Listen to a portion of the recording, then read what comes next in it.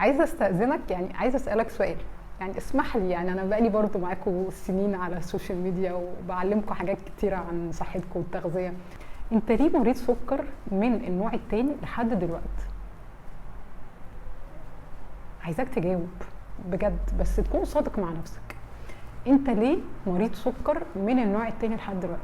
ليه ما عرفتش تنضم الالاف من الناس اتخلصوا من السكر من النوع التاني زيهم زيك، نفس حكايتك ونفس قصتك؟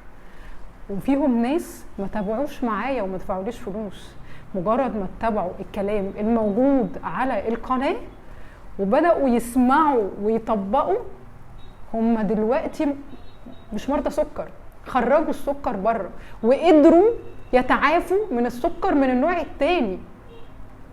وفي ناس طبعا تابعت معايا واشتركت معايا وقدروا يتخلصوا من السكر من النوع التاني. انت ليه لحد دلوقتي مش قادر تتخلص منه؟ عارف ليه؟ انا مش لاقي اجابه، يعني هي دي الحاجه الوحيده اللي انا شايفاها. انت لحد دلوقتي بتسمعني وانت مريض سكر، ان انت ما بتاخدش قرار. يعني ايه قرار؟ يعني ايه قرار؟ قرار ان انا هاخد الحاجه وهوصل مش مهم امتى، انا هسعى وهعمل اللي عليا وعندي اراده وعندي تصميم وبتوكل على ربنا سبحانه وتعالى وباخد بكل الاسباب وبكل المعطيات وهوصل. بلغي كل محاولات الفشل، بلغي كل القناعات اللي بتقول انا مش هقدر، انا مش هوصل، انا هفضل مريض.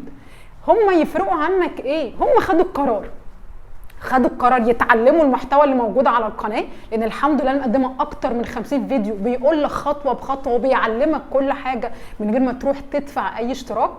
وفي ناس محتاجه ان هي تبقى كانت متابعه، فهي اوريدي متابعه. انا يعني عايزه اقول لك، انا عايزه اساعدك. وتخيل انت مش عايز تساعد نفسك، انت اللي واقف حاجز بينك وبين نفسك ان انت تنجح وتوصل لهدفك وتتخلص من السكر. هي دي الواقع على فكره. في رحله اتعملت مجانا، رحله التغيير، شهر بحاله. انضميت لي؟ لا.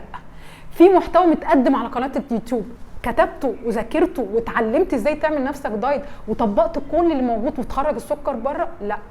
بقدم لك ورش مجانا ما بتحضرهاش. مقدمه لك دلوقتي تحدي، اول دوره تعليميه على السوشيال ميديا دكتور يعمل دوره للمرضى.